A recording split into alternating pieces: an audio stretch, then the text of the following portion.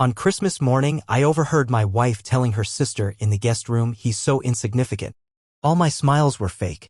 All his gifts are bought with his own card. He's like a trained mutt. They laughed as I sat alone downstairs. I just smiled and waited for the guests to disperse. 2 weeks later, her sister texted she's in a panic. Please write her back. December had always been my favorite time of year. The decorations, the smell of pine from the tree, the way everyone seemed a little kinder. It made the short, dark days feel warmer. This December started no differently. Emma and I had been busy decorating the house together, picking out gifts for our families, and planning Christmas breakfast. Everything looked normal from the outside. Still, I couldn't shake the feeling that something between Emma and me had shifted. She'd been spending more and more time with her sister, Chloe. Not that I minded, they were close, and I figured with the holiday chaos, maybe she just needed some sister time. I didn't press. Instead, I threw myself into finding the perfect gifts for her. I'd been careful with our budget, cutting corners where I could, just to afford everything I knew she'd love. A delicate silver necklace, those high-end wireless earbuds she kept mentioning, and an expensive Korean skincare set she obsessively followed online. I couldn't wait to see the look on her face. I woke up early on Christmas morning, buzzing with excitement like a kid again. Her parents were staying in the downstairs guest room. Chloe was upstairs. I got up around 7 a.m. to start the coffee, planning to make a big breakfast before everyone gathered around the tree. That's when everything changed. As I carried 2 mugs up the stairs, I heard voices coming from the guest room, Emma and Chloe. I slowed down, smiling to myself, ready to knock and ask if they wanted coffee too. But then I heard my name, and laughter. I froze halfway up the stairs. The door was cracked open just enough for their voices to drift out. Ryan is so pathetic, Emma was saying, her voice dripping with amusement. You should see him every Christmas. All excited like a little kid, thinking he's some big hero because he bought me a few gifts. Chloe laughed too. Does he still fall for it every time? Oh, totally, Emma snickered. The best part? Every single thing he buys me is with his own credit card. He doesn't even check the statements. He's like a trained puppy, so easy to please. I stood there, my heart pounding, coffee forgotten, hands trembling. They kept talking, but it became a blur. Something about how she fakes her reactions every year, how it was hilarious watching me beam with pride over gifts I technically bought for myself, how she'd been doing this for years without me catching on. Then Chloe asked the question that twisted the knife deeper. Why are you even still with him? Emma didn't even hesitate. Because he's useful, she said casually. His job has great benefits, he handles all the bills, and he doesn't ask questions. Plus, who else would put up with me? More laughter. I backed down the stairs as quietly as I could, every step heavier than the last. I barely made it to the kitchen before my knees gave out. I sat at the table, staring blankly at the coffee mugs in my hands, feeling like the ground had been ripped out from under me. An hour later, everyone was downstairs. Christmas morning in full swing. Emma acted like nothing was wrong. She flashed these huge, practiced smiles when she opened her gifts, gushing, "Oh my God, babe, this is perfect." I watched her with new eyes, every word, every expression looking so fake I could barely stomach it. When I opened my gifts, a fancy watch, some top-of-the-line headphones, and a limited edition video game, I smiled, nodded, and thanked her, knowing full well I had paid for every single one of them myself. Her parents were oblivious, chatting happily. Chloe kept sneaking glances at Emma and smirking every time I said something nice. I wanted to get up and leave, but instead I played along, smiling, pretending, dying inside. After they left a few days later, on December 27th, I did something I should have done a long time ago. I sat down with our financial records. I pulled up our joint accounts, our credit card statements, anything I could get my hands on. And that's when the full horror set in. It wasn't just Christmas gifts.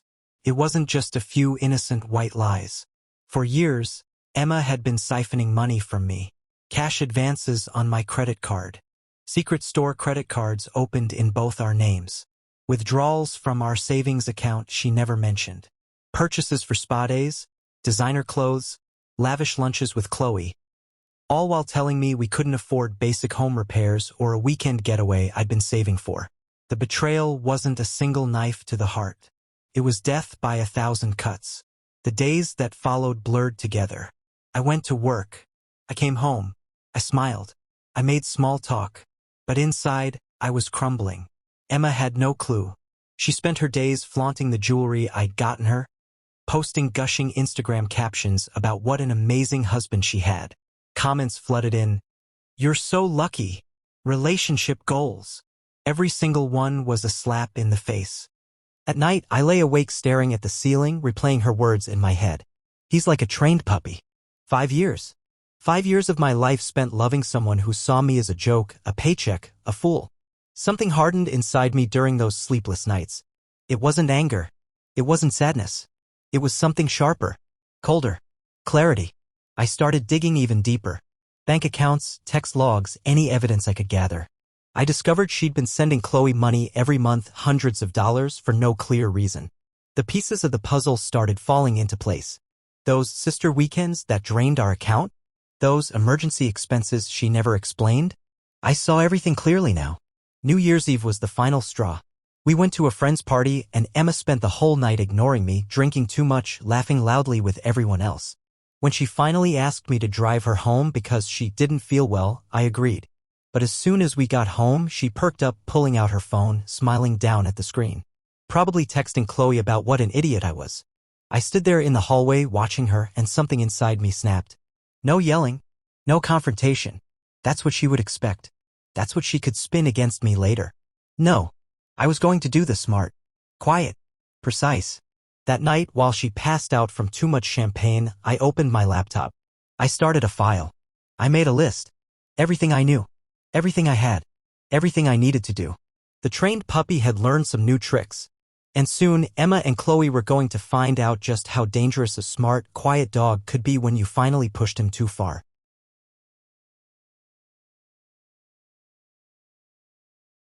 The days after New Year's felt strangely still, like the quiet before a massive storm.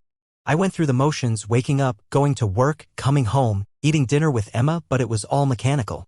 Inside, I was a machine with a single purpose: get out, get clean, and don't let her see it coming. Emma, in her usual oblivious confidence, didn't notice a thing. If anything, she was in an unusually good mood after New Year's. Maybe she thought I hadn't caught on. Maybe she thought I was just too stupid, too well-trained to ever realize what was happening right under my nose. I used that to my advantage. The first thing I did was secure my finances. I took a long lunch one day and sat in my car outside my office, calling my bank. Changed every password. Set up two-factor authentication. Requested new cards sent to my workplace, not home. I told them I'd had my wallet stolen at the grocery store, a harmless little lie to make sure no new cards would accidentally land in Emma's hands.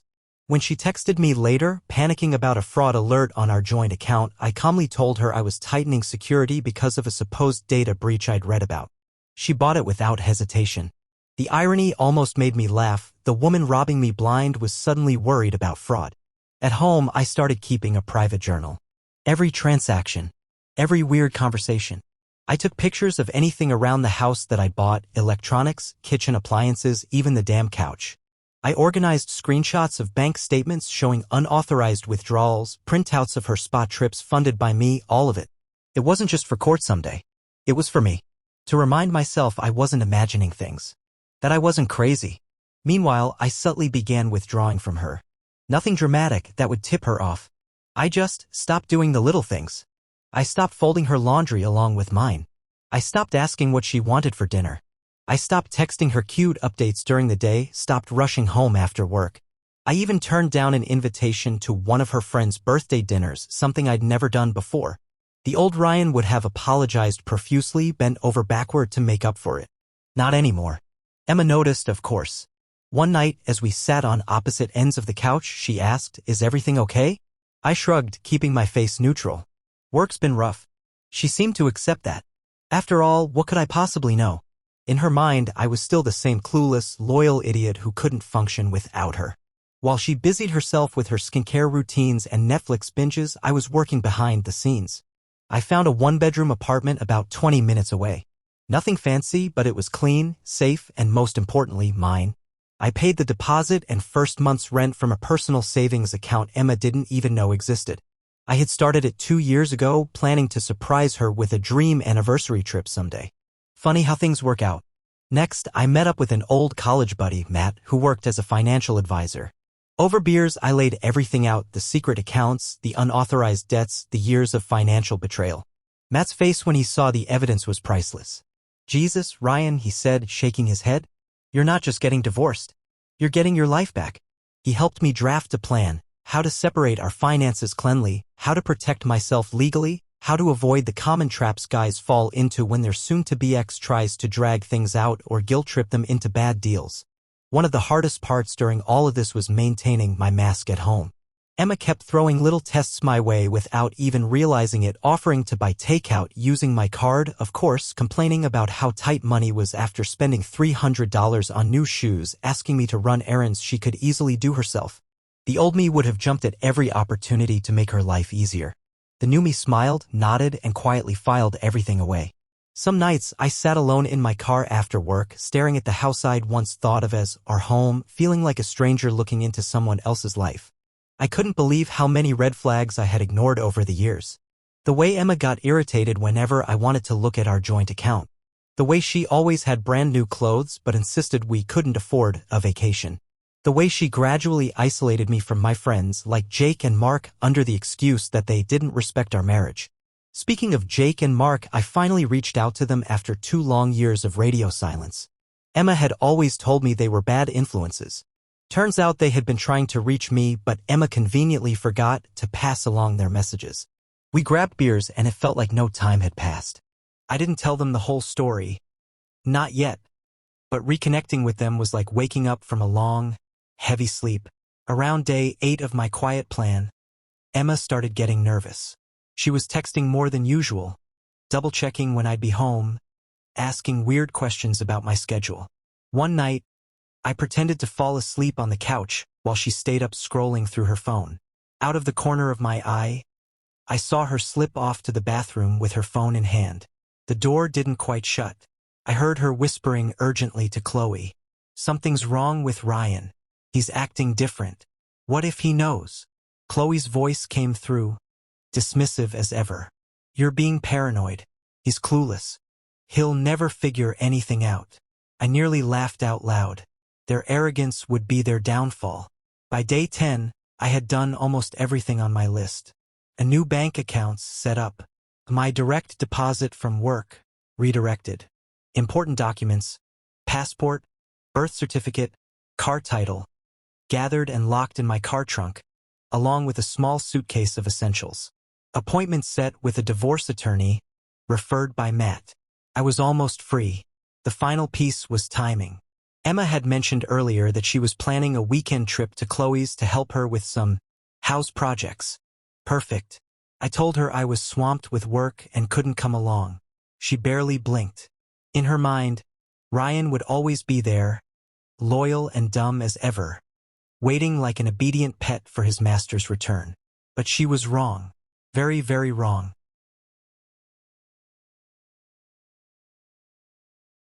Friday morning arrived, and with it my final day living under Emma's roof, or rather, the roof she thought she controlled. Emma was in high spirits as she packed her overnight bag.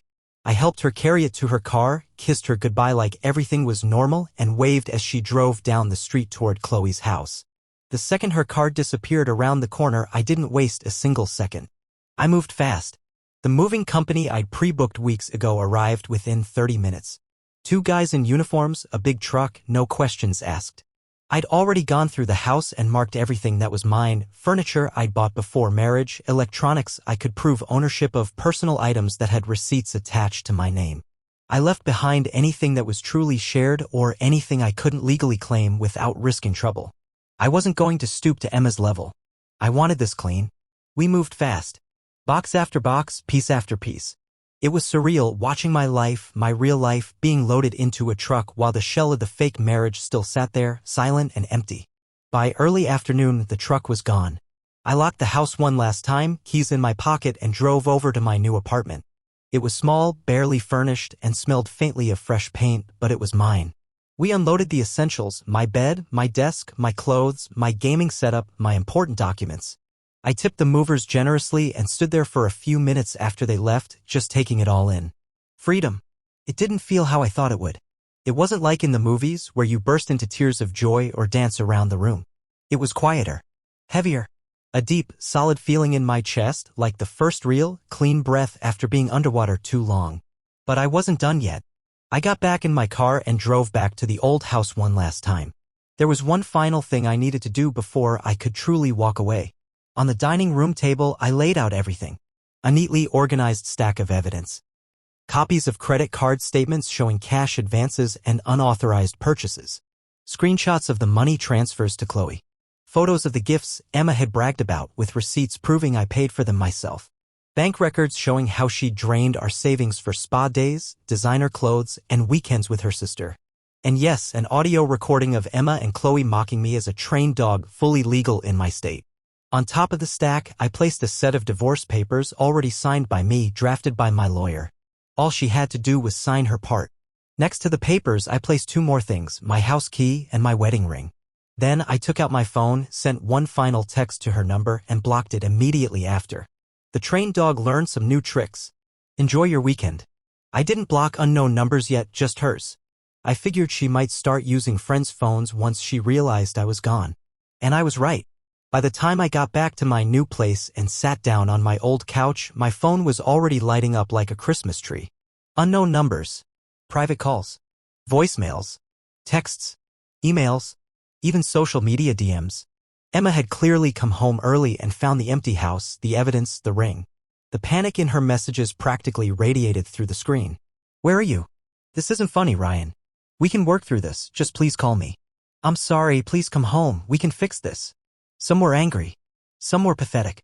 Some were incoherent, sobbing. I didn't answer a single one. I just sat there, a pizza box open next to me, a cold beer in my hand, and let the waves of her desperation wash over me without pulling me under. It was the first time in years I felt untouchable. By around 8 p.m., the messages shifted. Now they were coming from Chloe's number, or rather, a bunch of different numbers that I guessed were friends or burner accounts. I got one that simply said, "Please, Ryan. She's having a breakdown. She needs you."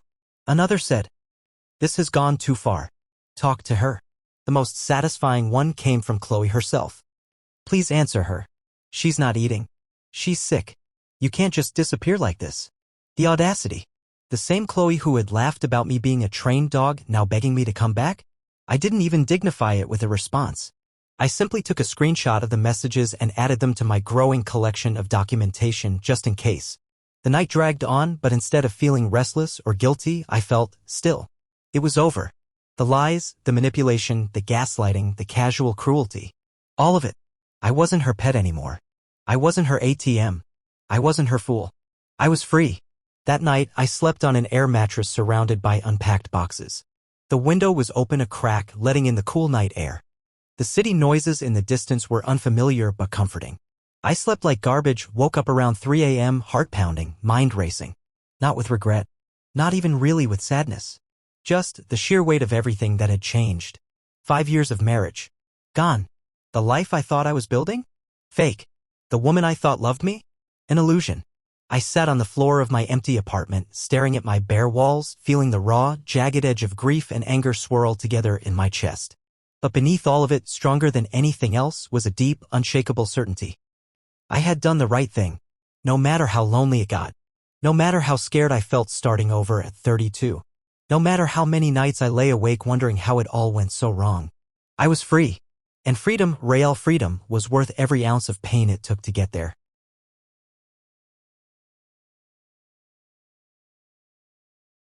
The first full day alone in my new apartment was a strange mixture of emotions. There was a hollow, echoing silence in the place, broken only by the occasional clink of boxes as I tried to unpack. For years, I had lived in constant noise, Emma's voice filling the house, her TV shows playing in the background, her endless calls with Chloe. Now, the silence was so complete it almost felt heavy. By noon, I made myself a real meal for the first time in forever, nothing fancy, just some pasta and a frozen garlic bread, but it felt significant. No one to cook for. No one to criticize the seasoning. No fake smiles or fake gratitude. Just me. It was beautiful. Later that day, I finally responded to one of Chloe's endless texts, just one, short and sharp. You both laughed at me. You mocked me. You used me. I owe you nothing. I blocked her number after that. The days turned into a week. Emma's desperation escalated. Emails, messages on social media, even a handwritten note shoved into my mailbox. Some were tearful apologies, some were raging accusations. She went from begging me to blaming me, classic manipulation tactics. I didn't respond to a single word. Meanwhile, I kept living. Set up my gaming rig. Bought a few basic pieces of furniture. Reconnected with Jake and Mark properly, two friends I should have never lost in the first place. One night, over beers, I finally told them everything. About Emma. About the finances. About the Christmas morning that shattered my world. They listened without interrupting, faces darkening as the story went on. When I finished, Jake just shook his head and said, "Man, you didn't just dodge a bullet. You dodged a nuclear bomb." I laughed for the first time in weeks. It felt good. It felt real. As January wore on, Emma's efforts became more frantic. Through a mutual friend, I learned she'd maxed out her personal credit cards within weeks of losing access to my income. Without me funding her lifestyle, she was spiraling financially fast. The house we had shared? She couldn't afford it alone. The best part? She had to get a roommate. And not just anyone, Chloe. Two parasites under one roof trying to survive without their host. The irony was almost poetic. Meanwhile, I was moving forward. Slowly, painfully, but forward.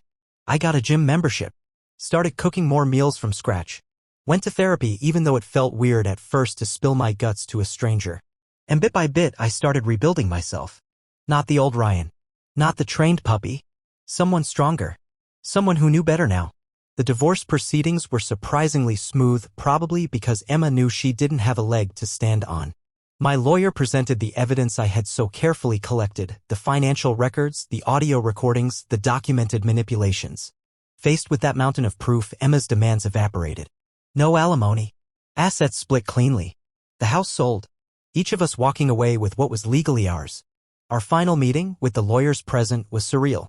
Emma looked smaller somehow. Tired. Not the perfectly polished woman I had married. When she saw me walk into that room, her face crumbled. She cried. She begged. She said she would change. For a moment, just a split second, I almost wavered. I remembered the Emma I had fallen in love with years ago. The woman who had stayed up all night nursing me through the flu. The woman who had once looked at me like I was her whole world. But then, clear as a bell, I remembered Christmas morning. The laughter. The cruelty. The way she saw me not as a partner, but as a wallet with legs. And just like that, the pity evaporated. As we left the meeting, she tried one last time. Grabbed my arm in the parking lot, tears streaming down her face. "I'll change," she whispered. "I'll go to therapy. I'll cut Chloe off. Just please, please don't leave." I gently removed her hand. "I deserve better," I said quietly. "And deep down, you know you do too." Then I walked away. For good. The divorce finalized in record time. 3 months from the day I walked out. 3 months to officially close the chapter that had been killing me slowly for years. Yeah? It's been 6 months. Spring turned into summer. The city feels different, more alive somehow. Or maybe it's just me. My apartment looks lived in now. Plants, which, shocker, I actually managed to keep alive. Art on the walls. A proper bed instead of an air mattress. I even started taking a cooking class, something Emma always said I would suck at. Turns out I'm not half bad. I've made new friends, reconnected with old ones, and maybe most importantly, reconnected with myself. The man I used to be before Emma's manipulation slowly wore him down to nothing. Do I still think about her? Sometimes. Not with anger. Not even really with sadness. More with a sense of wonder. How did I let it go on so long? How did I mistake control for love? How did I accept being treated like that? Therapy helped me understand. It wasn't weakness. It was trust. I trusted someone who didn't deserve it. That's not something to be ashamed of. It's something to learn from. Last week, out of nowhere, I got a friend request on Instagram from Emma. I stared at it for about 5 seconds. Then hit decline. No hesitation. 10 minutes later, a text from an unknown number lit up my phone. "I miss you. I'm sorry. I've changed." I didn't even open it. Just blocked the number. No anger. No drama. Just peace. Because that chapter of my life is over. The trained dog? He learned new tricks. He found a new home. And now he's finally running free.